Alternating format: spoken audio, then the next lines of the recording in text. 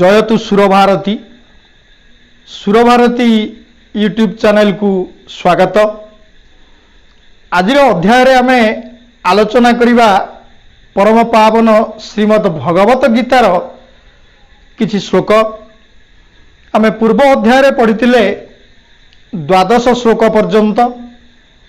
आज पढ़िबा त्रयोदश श्लोक 13तम श्लोक। श्रीमद् भगवत गीतार विभूति जोग नामक 10म अध्याय संगृहित। श्रीमद् भगवत गीतार विभूति जोग नामक 10म अध्याय संगृहित श्लोकटी। एथिरे भगवान निजर विभूति विषय रे वर्णना करिसंती।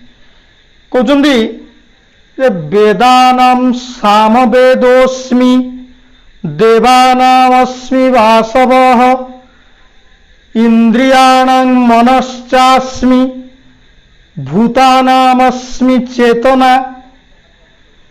भगवान सर्वव्यापक सर्वशक्तिमान। तेणु प्रत्येक वस्तुर अणु परमाणु ठारे मध्य भगवानंकर अस्तित्व विद्यमान। प्रत्येक वस्तुरे भगवानंकर सत्ता निहित रहिछि। सेथिपाई तार विभूति को भगवान निजर विभूति को वर्णना करने को जाई कहउछंती वेदानां सामवेदोस्मि।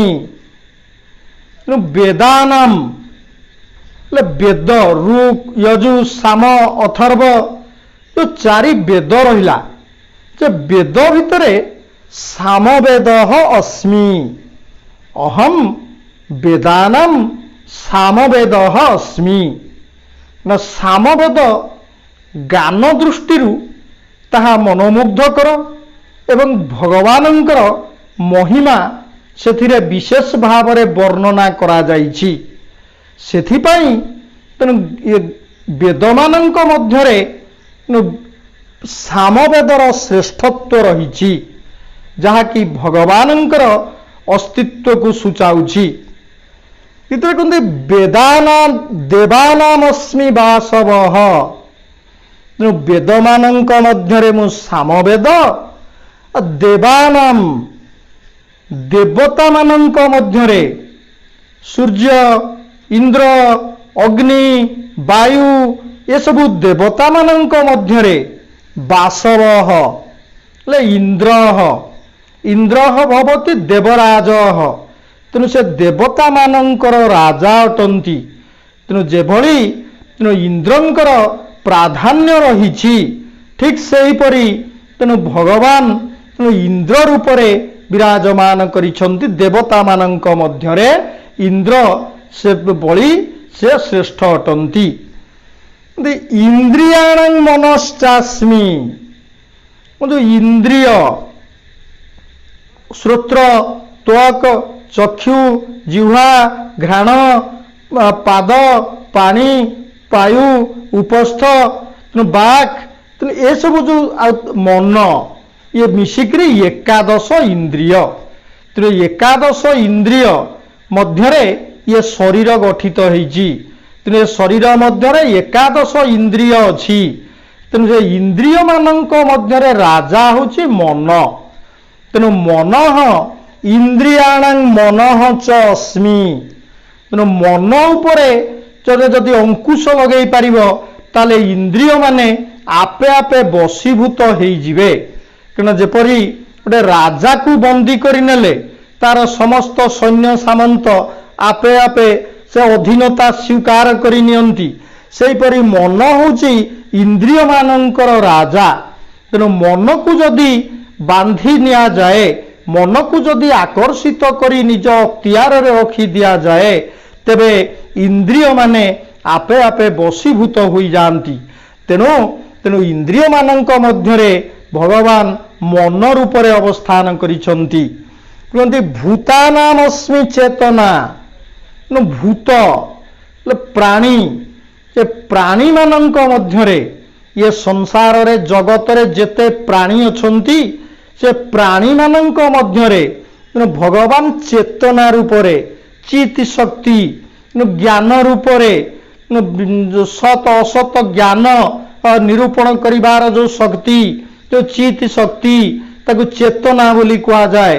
तेणु से चेतना रूपरे से चित शक्ति रूपरे तेणु समस्त हृदय रे भगवान विद्यमान करिछंती। तेणु सर्वस्य चाहम हृदय सन्निविष्ट तेणु समस्त हृदय रे मो निविष्ट रहिछि।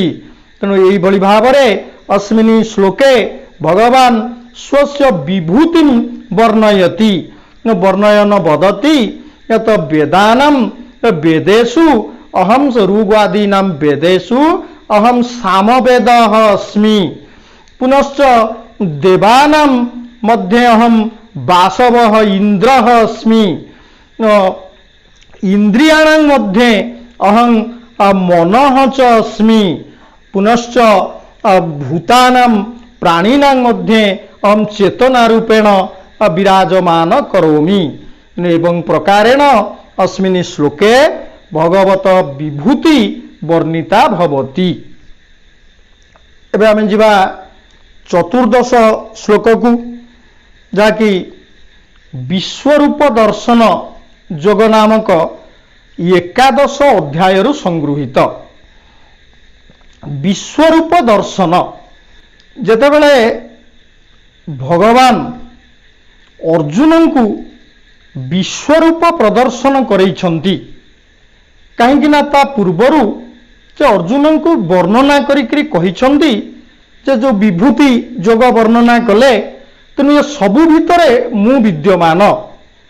तेणु सेठी अर्जुन को मनरे प्रत्यय सृष्टि करिबा पई भगवान निजर विश्वरूप दर्शन करैछंती एवं से विश्वरूप को दर्शन करी अर्जुन जेतेबेले कृतकृत्य लाभ करिछंती सेतेबेले से विश्वरूपर दर्शन किए करि पारे। तेणु ताहा भगवान इति दर्शैछंती विश्वरूप दर्शन जोग नामक एकादश अध्याय रे कहते भक्त्यात्मनन्यया शक्य अहमेवं विदोर्जुन ज्ञातुं द्रष्टुं च तत्त्वेन प्रवेष्टुं च परन्तप। कहते हे अर्जुन हे परन्तप अर्जुन को परन्तप बोली संबोधन करिसंती। परन्तप ना परम तपते इति परन्तप पर कहले शत्रु मनरे जे कष्ट भरी दिए दुख भरी दिए तेणु से हे शत्रु मनरे दुख भरी दउथिबा हे अर्जुन भक्त्या त्वनन्यया अनन्यया भक्त्या तू अनन्यया त्वनन्यया अनन्यया भक्त्या अनन्य भक्ति द्वारा न अन्य भक्ति तेणु अन्य आड़े मन जाऊ नथब एकनिष्ठ भाव रे तुमेव शरणं मम तेणु हे प्रभु तुमे ही मोर शरण। तेणु यही चिंता नहींकरी एकनिष्ठ भाव रे तेणु जे मते मो पाखरे शरण पशि थाए तेणु से एकनिष्ठ भक्ति बल रे अनन्यया भक्त्या शक्य ना समर्थ एकनिष्ठ भक्ति द्वारा से भक्ति बल रे ही समर्थ हो पारिबो। कौन समर्थ हो पारिबो ना अहम एवं विध अहम एवं विध भगवान कहउचंती जे मु एवं विध एवं प्रकारेण मु यही प्रकारर जो विश्वरूप को दर्शन करेले तेणु कहते मु होची यही प्रकारर एवं ज्ञातुम जानिबा पाई तो ज्ञातुम शक्य से जानिबा को समर्थ हो पारिबो। द्रष्टुम शक्य से मोर से विश्वरूप को मध्य देखिबा पाई समर्थ हो पारिबो एवं तत्वेन प्रवेष्टुम च एवं से तत्वरे से भगवत तत्वरे से विलीन हो जीव प्रवेष्टुम शक्य। अस्मिन् श्लोके भगवान श्रीकृष्ण स्वस्य विश्वरूप दर्शनस्य दुर्लभत्वं प्रतिपादयितुं वदति यत हे परन्तप हे अर्जुन हे शत्रु हंता अर्जुन ଅନନ୍ୟୟା ଭକ୍ତ୍ୟା ଏବ ମମ ରୂପମ୍ ଇଦୃଶମ୍ ସହ ଜ୍ଞାତୁମ୍ ଶକ୍ନୋତି ସହ मम एतादृशं रूपम द्रष्टुम शक्नोति मम तत्वेन च प्रवेष्टुम शक्नोति। तेणु एइभଳି भाବରେ तेणु भगवानंकर ए जो विश्व रूप को तेणु केवल से अनन्य भक्ति बल ही दर्शन करा जाई पारिब। एबे आमे जिबा परवर्ती श्लोक को। वर्तमान आमे पढ़िबा पंचदश श्लोक 15तम श्लोकटी जहाँकि श्रीमद भगवत गीतार भक्ति योग नामक 12 अध्याय संगृहित। श्रीमद भगवत गीतार भक्ति योग नामक 12 अध्याय संगृहित श्लोकटी तेणु भगवान कर्मफल त्याग को किपरि श्रेष्ठत्व दर्शेइछन्ति। कहउछन्ति श्रेयो हि ज्ञानमभ्यासात् ज्ञानाध्यानं विशिष्यते ध्यानाते कर्मफल त्यागः त्यागाच्छान्तिरनन्तरम्। श्रेयो हि ज्ञानम अभ्यासात् ईश्वरं को पाइबा पाई हेले तो भगवत कृपालाभ करने को विभिन्न मार्ग रही। से मार्ग मध्यरु अभ्यास मार्ग, ज्ञान मार्ग, ध्यान मार्ग एवं कर्मफल त्याग मार्ग, तो चारिटा मार्ग आमर मुख्यतः रही। अभ्यासात ज्ञानम श्रेय जार भगवत ध्यान ज्ञान नाही, आध्यात्मिक ज्ञान नाही, ईश्वर तत्व जे जानिनी से अभ्यास कले धीरे धीरे से अभ्यास बल रे ताकु से धार्य करि पारिबो। तेणु अभ्यास बल रे भगवत कृपा लाभ हेई पारिबो। किंतु कहउचंदी जे अभ्यासात ज्ञानम श्रेयः, श्रेयो हि ज्ञानम अभ्यासात। से अभ्यास ठारू ज्ञान होची श्रेय। अभ्यास करी भगवत कृपा लाभ करिबा ठारू ज्ञान मार्ग जार ज्ञान अछि, जे आत्मज्ञान संपन्न अध्यात्म ज्ञान रे जार नित्य प्रवृत्ति रही, तेणु से श्रेष्ठता अटे। ताहा ही तेणु से अभ्यास मार्ग ठारू अभ्यास जोग ठारू ज्ञान जोगटा ही श्रेष्ठ अटे। तेणु ज्ञान मार्ग रे ही सिद्धि प्राप्त हुए। पूर्वरु मध्य आमे सेई कथा आलोचना करिथिले। तेणु से ज्ञान होची श्रेय बोलिकरी, तेणु से ज्ञान इति कहउचंती अभ्यासाते ज्ञानम श्रेयः। ज्ञानात ध्यानम विशिष्यते। से ज्ञान मार्ग अपेक्षा ध्यान मार्गटा होची श्रेय। विशिष्यते विशिष्टता लाभ करि थाए। ज्ञान मार्ग अपेक्षा ध्यान मार्ग श्रेष्ठ अटे। तेणु ध्यान रे परमात्मा सहित पूरा विलीन हो जाए भक्त। तेणु ध्यायन्ति योगिनः, सेथिपई कुआ जायछि जे योगी माने प्राप्त होबा पई से परम ब्रह्म परमात्मा को तेणु ध्यान करुथांती। तेणु से ध्यानटा होछि ज्ञानाते, ज्ञान अपेक्षा ज्ञान ठारू विशिष्ट। ध्यानात कर्म फल त्याग, ध्यान मार्ग अपेक्षा कर्म फल त्याग श्रेय। कर्म फल त्याग अर्थात जो कर्म करिब से कर्मर फल को त्याग करिदब, अर्थात निष्काम कर्म आचरण करिबा उचित। तेणु जहा मु करूची तेणु से भगवत हेतु मु करूची।